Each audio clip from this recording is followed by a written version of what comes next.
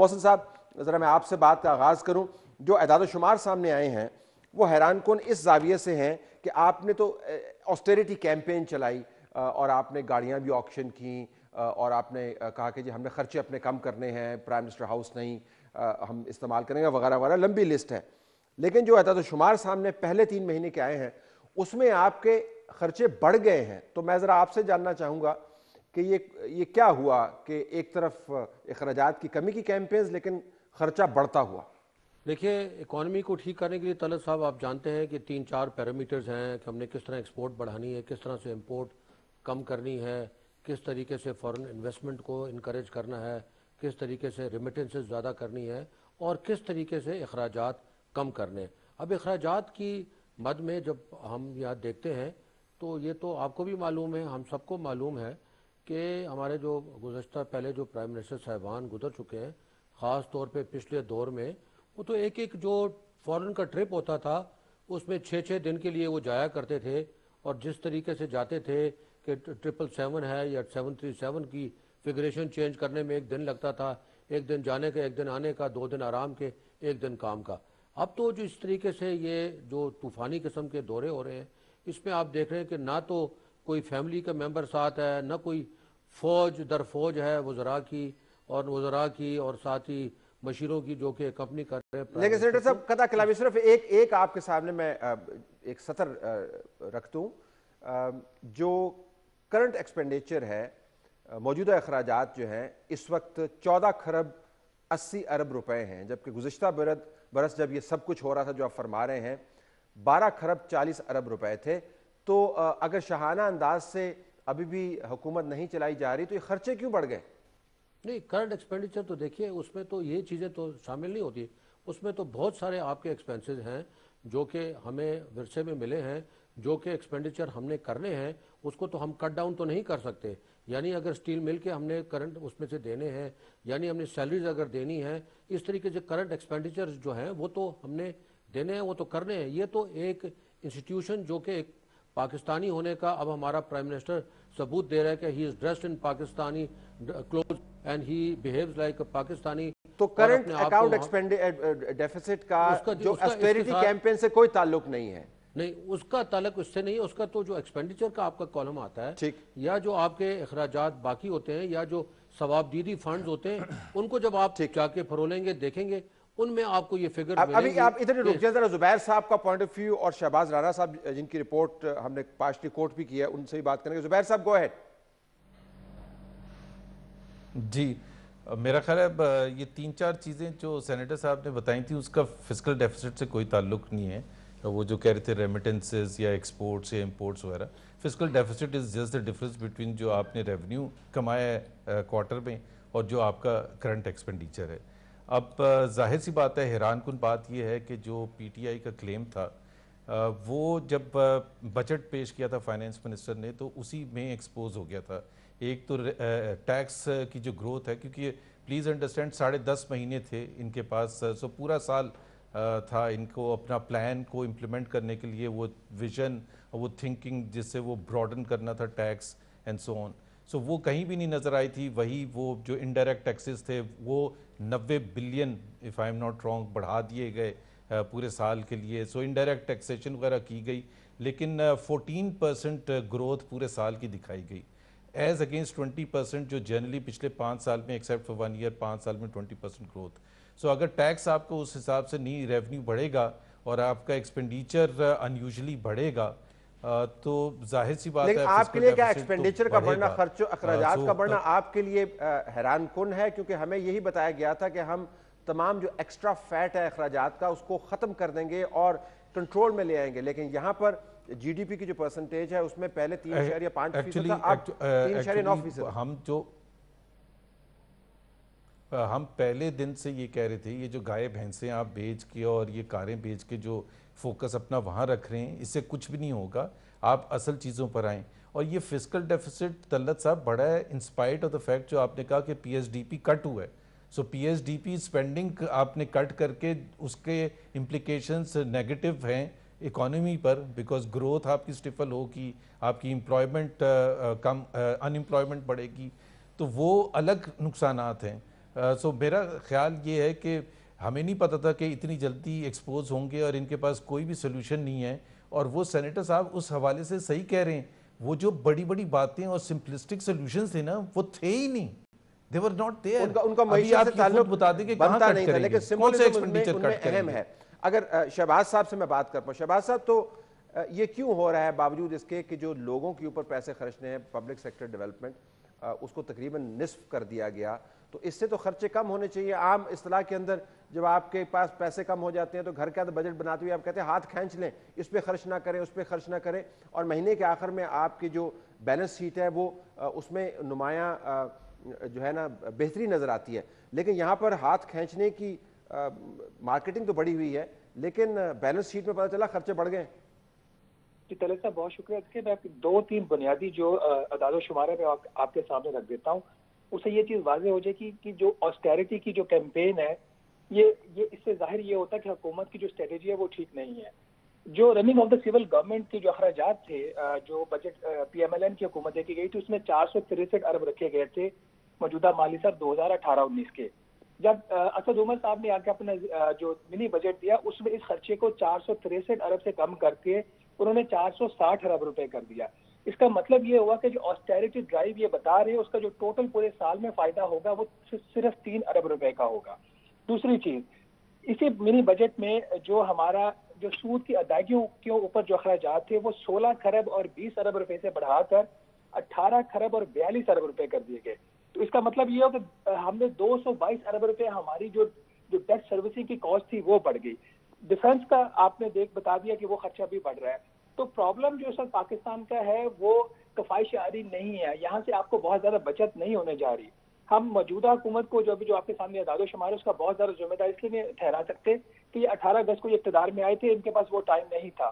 اس کے باوجود آپ کو جو پرابلم سالو کرنا ہے, آپ نہ دفاع کا خرچہ کاٹ سکتے ہیں جو کہ آپ کا ڈکلیئرڈ بجٹ کا 20% آپ کا جو ٹوٹل خرچہ ہوا ہے پہلے سرمائی میں اس کا 20% صرف دفاع پہ گیا ہے, 47% قرضوں کے اوپر سود کی ادائیگیوں کے گیا ہے, اور جو ترقیاتی خرچہ ہے جس کی طرف آپ اشارہ کر رہے ہیں جو قوم کے اوپر خرچ ہونا ہے جس کی وجہ سے آپ کی معیشت کا پہیہ چلنا ہے وہ ٹوٹل خرچے کا صرف 4.5% ہے.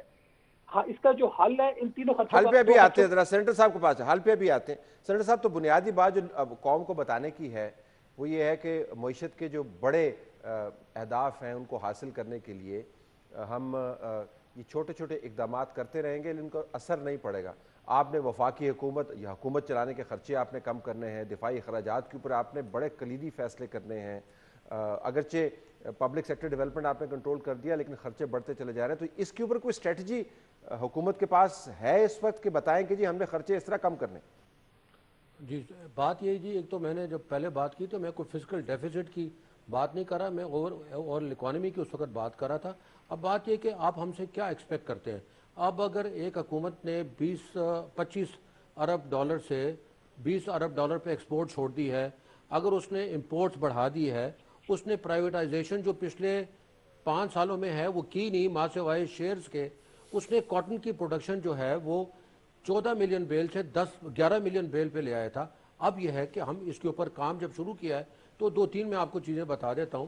فار ایگزامپل ایکسپورٹس جو ہیں وہ ہمارے پچھلے جو 3 مہینے کا جو وقت گزرا ہے as compare to last 3 months, تو اس میں جو ہے ہم نے تقریباً 4.5% ایکسپورٹس بڑھائی ہے.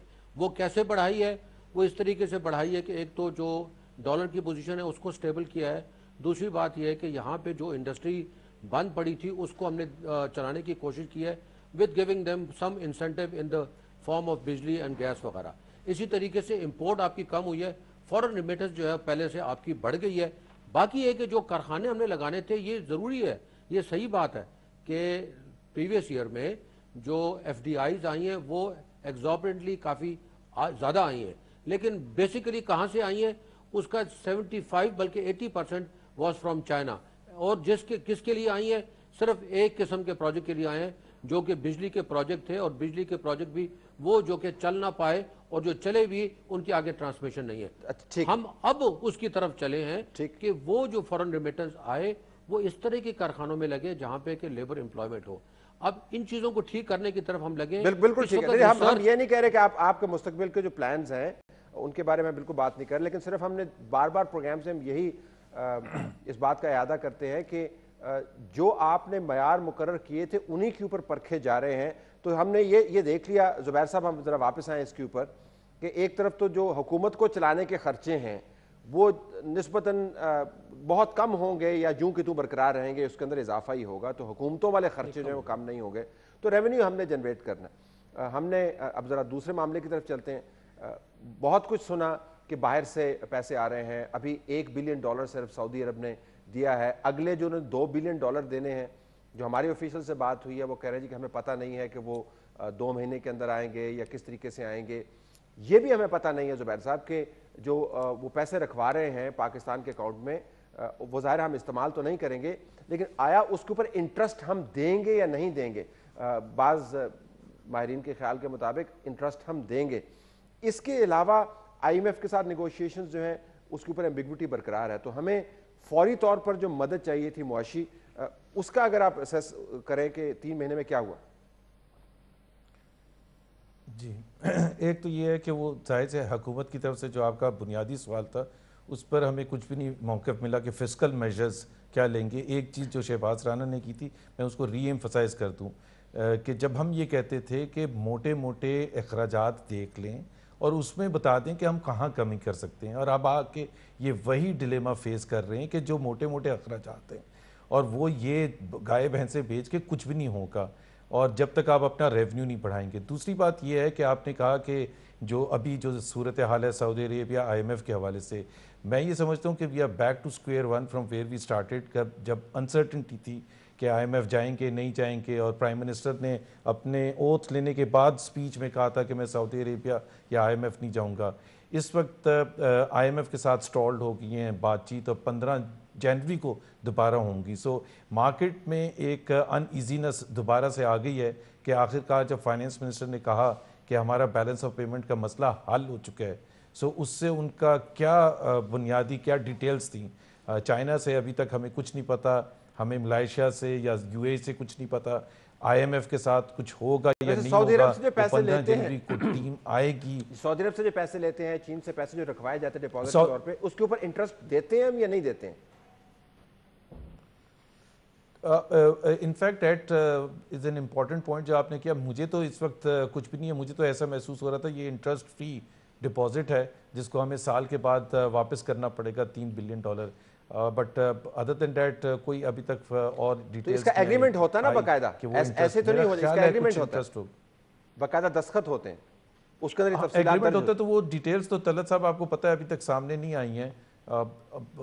انریلائبل سورسز سے شاید اس میں انٹرسٹ ہوگا بٹ بہت کم ہوگا, بہت کم ہوگا, لیکن شاید انٹرسٹ ہوگا ضرور ہے جس کی وجہ سے مارکیٹ از آلسو ریفلیکٹنگ. اچھا, شہباز صاحب کے پاس چلتے ہیں. IMF کے اوپر تھوڑی سی ہم آپ کو بتانا چاہتے ہیں کہ فائنانس منسٹر صاحب نے پہلے ظاہر جب وہ اپوزیشن میں تھے تو وہ کہتے ہوتے تھے کہ IMF کے پاس جانا جو ہے وہ بدترین کام ہے جو نہیں کرنا چاہیے. IMF جو ہے وہ لوگوں کے خون چوس کر اپنا کام چلاتا ہے, اور جو خون چسوانے والی حکومتیں ہوتی ہیں وہ IMF کے پاس جاتی ہیں. اس کے بعد ظاہر ان کی پوزیشن تبدیل ہوئی.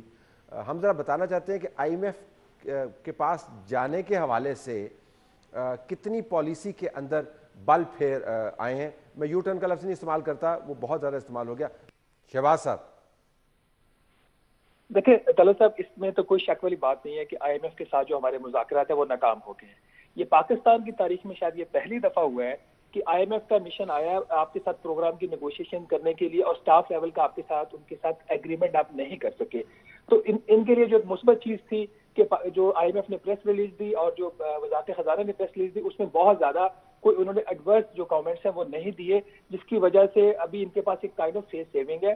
ان کی جو اس وقت اسٹریٹجی ہے کہ جو پاکستان کے جو ایکسٹرنل سیکٹر کے جو پرابلمز ہیں یہ 2 کشتیوں میں سوار ہو کر اس کو حل کرنا چاہ رہے ہیں. یہ اسٹریٹجی غالباً ٹھیک نہیں ہے. ان کو اپنی بڑی ایک کلیئر پوزیشن لینی ہے کہ انہوں نے IMF جانا یا نہیں جانا. یہ ایک سائڈ پہ کہتے ہیں ہم نے جانا ہے, پھر کہتے ہیں ہم نے نہیں جانا. IMF میں جانے کے علاوہ ان کے پاس کوئی آپشن نہیں ہے. پرابلم جو اس وقت 2013 اور 2018 میں جو فرق آپ کو نظر آ رہا ہے, 2013 میں ہمیں امریکہ کی سپورٹ حاصل تھی, اسی سپورٹ کی وجہ سے ہم نے پچھلے 5 سال کا پروگرام مکمل کیا.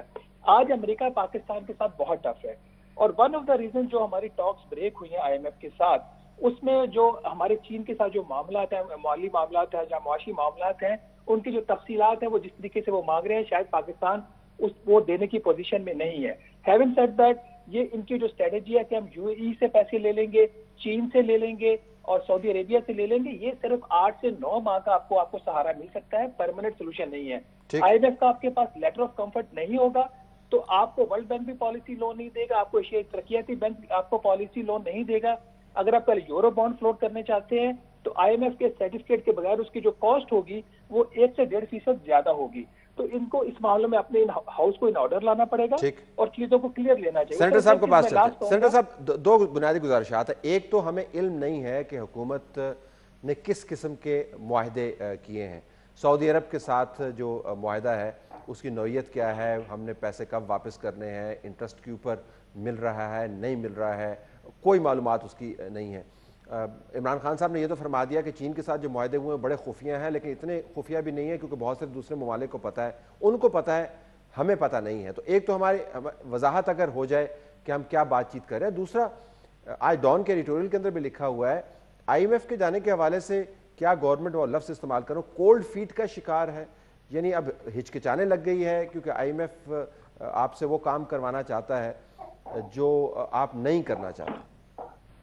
देखिए, मेरे लिए as a Pakistani, as a businessman, as a parliamentarian बड़ी खुशाइन बात है कि इस दफ़ा जो नेगोशिएशन हो रही है आईएमएफ के साथ, ठीक है हम तो कर्ज लेना चाहते हैं लेकिन बड़े अपने पाँव के ऊपर खड़े होके जो है हम कर रहे हैं। And we are at least what ever we are, हम उससे छुप नहीं सकते, लेकिन at least we are negotiation from a position of strength. And that mean that हम जिस तरह पहले इनके साथ किया, जो उनकी शराइत थी मानते गए और मुल्क को इस हद तक लेकर आए। कम से कम ये तो इस हुकूमत को आप इसका क्रेडिट दें कि पहली दफा पाकिस्तान में, जिस तरह शहबाज राणा साहब ने फरमाया, बिल्कुल इससे ज्यादा क्रेडिट देंगे अगर हमें यह पता हो कि कौन सी शराइत आप नहीं मान रहे हैं। तो ये सर, हमने मुल्क चलाना है, हमने इकोनॉमी चलानी है, हमने इसको डिफॉल्ट की तरफ नहीं लेके जाना। क्योंकि हमारे पास इस तरीके की इस वक्त कोई वादे, कोई पाइपलाइन में इस तरह की बातें मौजूद हैं जिनकी वजह से हम चाहते हैं कि इसको अवॉइड किया जाए या कम से कम लिया जाए। This is where we are coming from. हमने भी पता है कि हमने इतना लोन जो है जो इन्होंने लिया था, इन्होंने गलत जगह पे उसको लगाया, हमने रीपे करना है, हमने वो कर्ज वापस भी करने हैं, उसका सूद भी वापस करना है। अब बात यह कि उसके लिए हमारे पास अगर सऊदी से फंड्स आए हैं, उसके अलावा सऊदी से क्रेडिट मिला है, इसके अलावा यूएई का सिलसिला चल रहा है, और इसके अलावा जो है तो चाइना के डॉक्यूमेंट्स किधर, एग्रीमेंट्स किधर हैं? देखिए वो एग्रीमेंट्स तो देखिए, बतौर पार्लियामेंटेरियंस के और बतौर बिजनेसमैन क्या आप जानना नहीं चाहेंगे कि किन टर्म्स के ऊपर बातचीत हो रही है? देखिए, जानना तो जरूर चाहेंगे, लेकिन ये आपको इस पे शक व शुबा इसलिए नहीं होना चाहिए कि that money is coming as a reserve in your state bank. ये ऐसे वो वाले पैसे नहीं है जो कि हम उसके ऊपर इंटरेस्ट पे करें नहीं। एज अ टैक्स पेयर मैं जानना चाहूंगा कि एक ऐसी रकम जिसको में हम इस्तेमाल नहीं कर सकते, आया उसके ऊपर हम इंटरेस्ट पे करेंगे या नहीं करेंगे? As a tax payer I want to know, मुझे लेकिन पता नहीं। देखिए सर, जब आईएमएफ से भी आप लोन लेते हैं, वो ज्यादातर उसका पोर्शन इसी तरीके से जाके स्टेट बैंक में चला जाता है और वो उसकी वजह से आपको दिगर लोन मिल सकते हैं। लेकिन वो आप इस्तेमाल करते हैं सेंटर साहब, ये सऊदी अरब वाला आप इस्तेमाल नहीं कर पाएंगे। आईएमएफ का लोन तो इस्तेमाल वो भी, उसमें भी नहीं, उसमें भी बहुत सारा पैसा ऐसे होता है जो कि आपकी बैलेंस ऑफ ट्रेड के लिए, उसके लिए वहां पे रिजर्व आप रख देते हैं। बेसिकली बहुत सारे अमाउंट आईएमएफ की भी जो है वो थोड़ी सी समझने की जरूरत है उसको, वो उसके भी बहुत सारे फंड उधर चले जाते हैं। So this is like the same thing. And as far as I know, this is जो है ये कोई इंटरेस्ट फ्री हमें ये मिला है, as far as I understand, I been told. मुझे 100% सिर्फ एक चीज मैं इसमें ऐड करूंगा जी। ये जो चीन से कर्जा आया है, जिसका मैंने चीजें देखी है, मैं इस पर माजी में रिपोर्ट भी करता रहा हूँ, ये पीपल्स पार्टी के दौर में भी आया था और पीएमएलएन में भी। ये सेफ डिपॉजिट में जो पैसा आता है इसके ऊपर शरह सूद अराउंड 1% होती है, तो ये इंटरेस्ट फ्री पैसा नहीं होता। सऊदी अरेबिया के ऊपर भी एक नॉमिनल चार्ज होगा, तो ये कहना कि इंटरेस्ट फ्री पैसा डिपॉजिट में, वो डिपॉजिट में होता है, वो इंटरेस्ट फ्री नहीं होता। ठीक। जुबैर साहब, अगर मैं आपके पास आऊं टुवर्ड्स द एंड, तो मोहसिन साहब तो ये फरमा रहे हैं कि आईएमएफ के साथ नेगोशिएशंस के अंदर जो तअत्तुल है वो खुददारी की बुनियाद पर है, क्योंकि हम खुददारी से उनके साथ बातचीत कर रहे हैं, लिहाजा खुददारी की कुछ कीमत चुकानी पड़ रही है।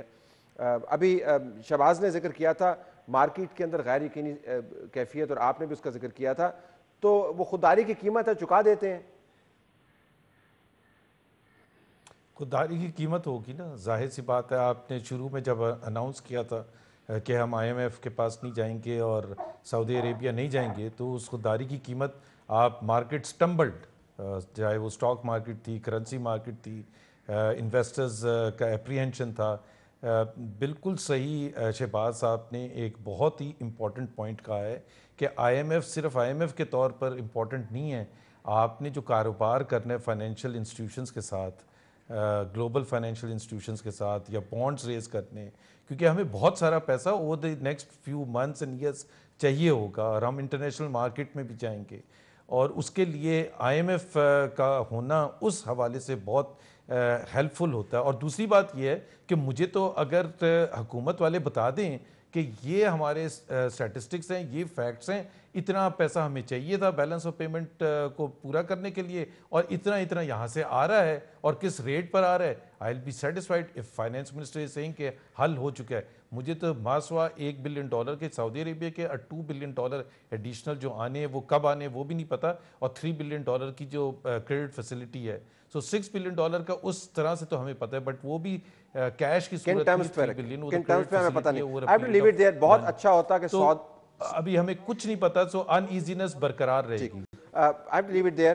100 دن کے اختتام $2 بلین کی طرح نہیں ہوں گے جی، کیونکہ سعودی عربیہ سے آئے اور ان کا 8 دن تک ہمیں پتہ نہ لگا، جو کہ ان کی حکومت میں ہے. کم از کم اس طرح سے نہیں. سینیٹر صاحب، ان کا جب آپ کو پتہ چلے گا، آپ وہ رپورٹ جو ہے وہ سامنے نہیں لا پائیں گے. آپ کو پتہ ہے وہ کدھر گئے ہیں. پاکستان ڈیولپمنٹ فنڈ کمپنی میں وہ پیسہ پڑا ہوا $1.5 نہیں، دوسرے فنڈز کی بات کریں. سینیٹر صاحب کو پتہ ہے، زبیر صاحب کو بھی پتہ ہے، بتا نہیں پائیں گے وہ فنڈز کدھر گئے ہیں. I have to leave it there.